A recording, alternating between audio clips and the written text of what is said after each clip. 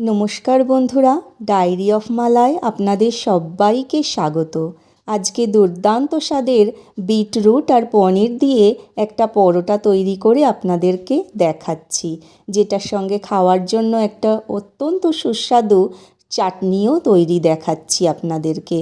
অসম্ভব সুন্দর হয় খেতে পরোটার সঙ্গে এই চাটনিটা। তো প্রথমে একটা বিট আমি পরিষ্কার করে ধুয়ে নেব এবং সেটার খোসা ছাড়িয়ে আমি টুকরো টুকরো করে কেটে নেব। আপনারা চাইলে এটাকে গ্রেটারে গ্রেট করেও নিতে পারেন।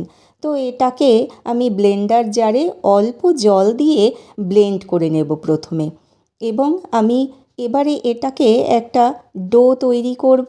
সেইটার মধ্যে এই বিটরুটের জুসটা এবং এর গ্রেট করা অংশটা সমস্তটা একসাথে দিয়ে দেব। প্রথমে 1 বোল মতন আমি ময়দা নেব এবং তার থেকে সামান্য একটু কম আটা নেব।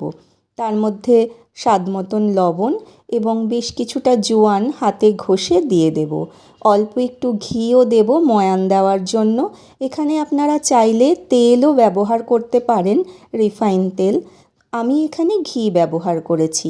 ঘি প্রচণ্ড স্বাস্থ্যকর একটা হেলদি ফ্যাট, তাই জন্যই আমি ঘিটা ব্যবহার করেছি।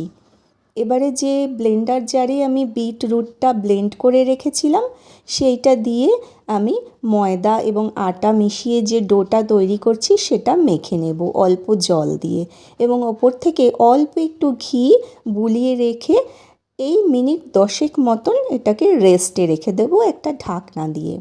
এবারে চলুন আমরা এই পরোটার ভেতরে একটা যে স্টাফিং দেব সেই স্টাফিংটা তৈরি করে নিই। তো স্টাফিংয়ের জন্য আমি কিছুটা পনির গ্রেটারের সাহায্যে গ্রেট করে নেব এবং এর মধ্যে 2 কাঁচা লঙ্কা কুচিয়ে দিয়ে দেব, স্বাদ মতন লবণ, চিনি, গোলমরিচের গুঁড়ো আর ভাজা মশলা তৈরি করে রেখেছিলাম যেটা আগেই, সেটা দিয়ে দেব। এই ভাজা মশলা আমি ড্রাই রোস্ট করে নিয়ে গুঁড়িয়ে নিয়েছি মিক্সির জারে। এর মধ্যে আছে গোটা জিরে, গোটা ধনে, মৌরি, 2 থেকে 3টে শুকনো লঙ্কা, সামান্য একটু জয়িত্রী, আর গরম মশলার মধ্যে দিয়েছি এলাচ আর দারচিনি। এই সমস্ত দিয়ে ড্রাই রোস্ট করে এই ভাজা মশলাটা আমি আগেই রেডি করে রেখেছিলাম, সেটা দিয়ে সমস্ত এই ভেতরে যে পুরটা দেব সেটাকে মিশিয়ে রেডি করে রাখবো। এবারে যে আটাটা আমি আগেই মেখে রেখেছিলাম সেটা ঢাকনা খুলে ছোট ছোট লেচি আমি এখানে তৈরি করে নেব, এবং এই লেচিগুলো পরোটা হবে যেহেতু, লুচি নয়, সেহেতু একটু বড় সাইজের হবে। তো এবারে আমি শুকনো আটা ডাস্ট করে এই পরোটাগুলো বেলে নেব। প্রথমে আগে গোল করে পুরোটাকে বেলে নেব বেশ বড় আকারের, এবং তারপরে এর মাঝে ওই স্টাফিংটা যেটা পনির দিয়ে তৈরি করে রেখেছিলাম সেইটা দিয়ে দেব। আস্তে আস্তে 3 থেকে 4 চামচ যতটা আমাদের প্রয়োজন হবে ততটাই দিয়ে দেব, এবং ভালো করে চেপে নেব এটা, যাতে পুরটা না বেরিয়ে যায়, এবং চারপাশ থেকে আমি আস্তে আস্তে ফোল্ড করে দেব। আপনারা দেখতে থাকুন, আমি যেভাবে করছি আপনারা ঠিক সেইভাবেই করবেন।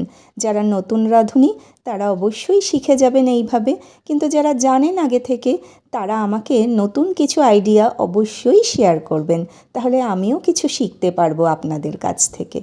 তো এবারে এর উপরে শুকনো আটা জাস্ট ডাস্ট করে আমি আবারও এই চৌকো মতন আকৃতিরই পরোটাটা বেলে নেব।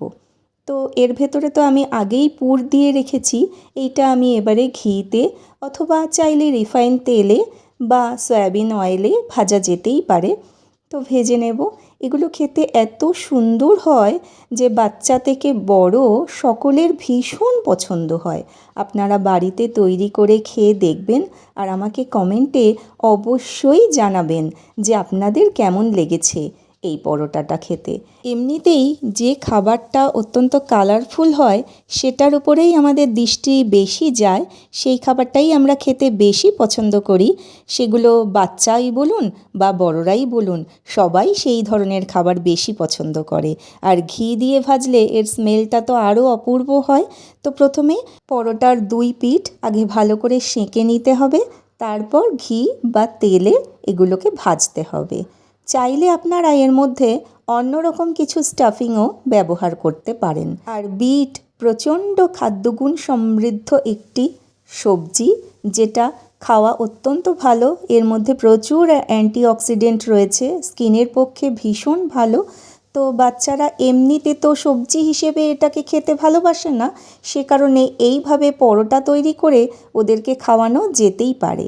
আর এর সাথে খাওয়ার জন্য আমি যে ডিপটা বা চাটনিটা তৈরি করলাম সেটা কিছুই না, জাস্ট দই দিয়েছি আর ঘরে যে ধনেপাতার চাটনি আমি আগেই তৈরি করে রেখেছিলাম, যেটার রেসিপি আপনাদের সঙ্গে অলরেডি আমি শেয়ার করে রেখেইছি, সেইটা মিশিয়ে দিয়ে ওপর থেকে পুদিনার পাতা দিয়ে এটাকে পরিবেশন করেছি। দেখুন এই পরোটা একটা খুলে দেখাচ্ছি, ভেতরে কতটা পনিরের স্টাফিং রয়েছে এবং এই পরোটাগুলো গরম গরম এই চাটনির সঙ্গে খেতে অসাধারণ লাগে। আপনারা প্লিজ আমাকে কমেন্টে জানাবেন আপনাদের কেমন লেগেছে। নতুন বন্ধুরা প্লিজ ভালো লাগলে আমার চ্যানেলটা সাবস্ক্রাইব করে আমার অবশ্যই পাশে থাকবেন। আজ তাহলে আসি, টাটা।